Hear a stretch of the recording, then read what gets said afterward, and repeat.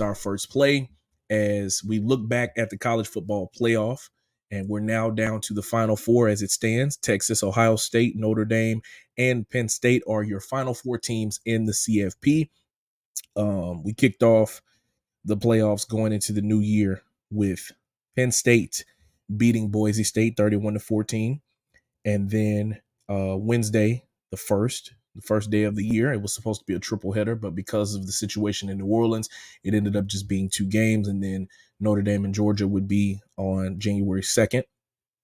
Texas won against Arizona State in a double overtime thriller. We'll get into talking about that one. Ohio State absolutely curb stomps the number one team in the country, the Oregon Ducks, 41-21. And Notre Dame beats Georgia 23-10 in an upset to be able to advance to the semifinal of the CFP. So, Elijah, looking back at these games, first of all, who was your best win when you look at things? And then out of the final four, who do you think has the best shot at winning a national championship? I think the best win, I mean, I know Notre Dame upset Georgia, but the best win was Ohio State because they put shellacking on Oregon. They told them boys, bite the curve. And they put their foot on their head. Boy, I tell you right now, man, it's not I never seen, we've seen blowouts, but I just never seen, a game that was so close earlier in the year was so lopsided when it all mattered. Um, of course, it played a part in with the Big Ten championship, but because they wasn't allowed to play because they lost to Ohio State and Michigan. But I mean, they lost to Oregon and Michigan, but Ohio State came out swinging, and they knew. It felt like they knew that losing to Oregon the first time, it wasn't their best, performance that they put on the field. So it felt like, from the jump, as soon as the ball was kicked off, like you about to get something. And Ohio State did that. And to me, Ohio State looked like right now the most complete team in the college football playoff because it's nothing I feel like they can't do. They can play defense, they can throw the ball, they can run the ball, they could do whatever they want to do towards teams. It's just, you don't know what Ohio State team you're going to get. So I love what Notre Dame did. Notre Dame did beat Georgia, played well defensively on special teams.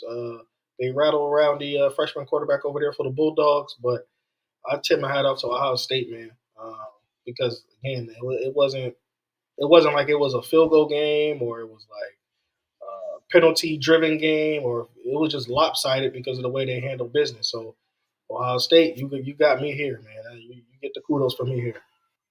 Yeah, and then who do you, like I said, who do you think has the best chance at reaching a national championship now? Like you said, you got Penn State, Notre Dame, Ohio State, and Texas. See, I had Texas. I did. Texas was one of my ones that was like, hey, they're gonna go because I think Texas is so talented, but it's just like they don't know how to put it together to me. Clemson, they had a huge lead against Clemson. That started to trickle away. Arizona State, they had a huge lead against Arizona State, which they really could have lost that game. Um, yeah, they could have lost that game. It's like uh, so I don't know. I don't think they beat Ohio State. I think Ohio State beats them because it's just like they haven't to put together a complete 4 quarter football game in a while. So I think they'll beat them. I think they will. I think Ohio State will beat Texas and get to the championship game. Now for Penn State and Notre Dame, I think Notre Dame will walk in as the favorite because of what they did to Georgia. But again, it's a week to week basis. I'm not really sure what you're going to get with Notre Dame. So, but I think Ohio State beats Texas. Now with that being said. The same way y'all call for Ryan Day job, I need y'all to start doing the same thing for Steve Sarkisian. Steve Sarkisian to me has the one of the most talented rosters. He had it one last year and lost to Washington. He had one this year, lost to Georgia twice. Not only did he lose to Georgia twice, this man is struggling against Arizona State. No offense to Arizona State, y'all played well, got a great head coach. And they struggled against Clemson. No offense to Clemson, they played well, they got the playoffs. But at the end of the day, I think Texas is the most well-rounded roster, but they have this coach to me that is so. I don't think he's all of that. I think honestly, y'all should start looking at the same way how y'all look at Ryan Day. I think y'all should start looking at Steve Sarkisian. If he doesn't get past Ohio State, I'm not mad if y'all start calling for his job because at the end of the day, Boosters are pouring so much money into this program to win national championships. Commitments. They're getting a lot of 5 and 4 star guys coming out of high school, and they're getting some people in the transfer portal. This team is really talented. So, again, if Steve does not make it, and making it is not enough for me, honestly, he has to win it. If Steve does not make it, I'm not mad if y'all call for his job. That's all I'm going to say about that. Well, according to Adam Schefter, he's potentially going to get some calls from some NFL teams for some coaching jobs, maybe a head coaching job, just because what he's been able to do now. Like you said, he's been in some precarious situations. Credit to Arizona State, first of all, before I make my point. Cam Scatterboom, what a running back. And the first time that I got a chance to see him play was early in the season. I don't know if you remember, it was a random Tuesday night.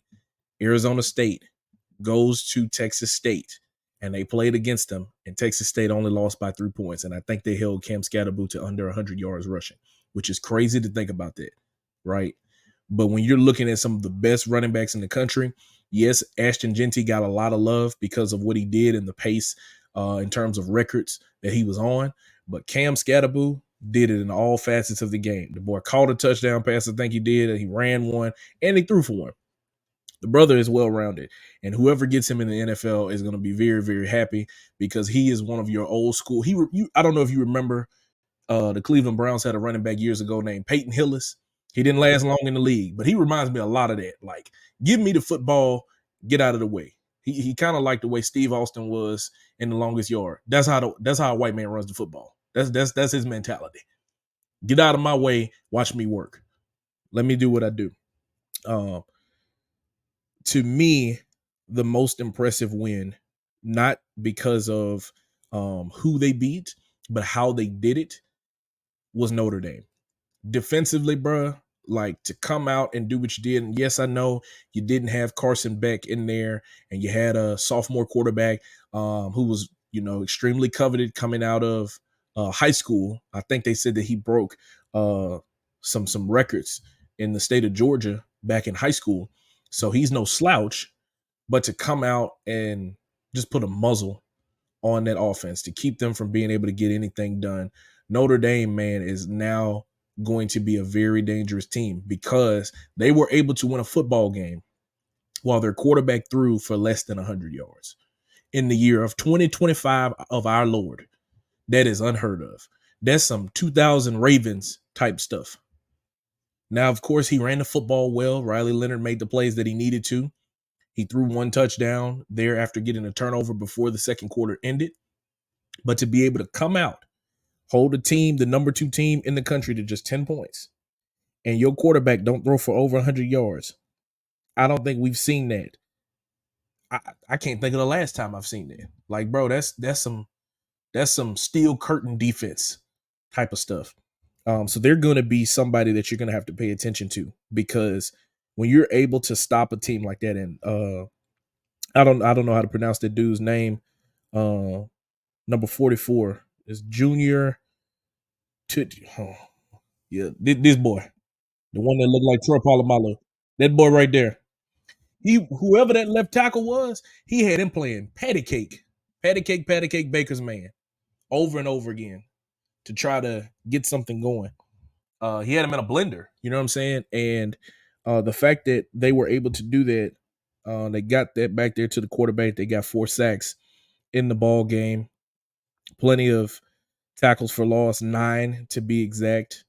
They forced 2 fumbles, got 2 fumble recoveries. To be able to get that done again while your quarterback is throwing for 90 yards, 3.8 yards a pass, is unheard of. It's unheard of. So the Fighting Irish will definitely be somebody to look out for. In terms of the team that has the best chance to win it all, I do think it is Ohio State, because what they did to Oregon, and y'all lucky I ain't got no shades up in here. I'll put my for show you right on, because I said going into that week that they had the best chance to get an upset, because Ryan Day knew that his team was being scrutinized, was being talked about for not being able to win the big game and for not being able to beat Michigan, right? So because of that, the message I'm sure was all week long, guys, we got to bring it.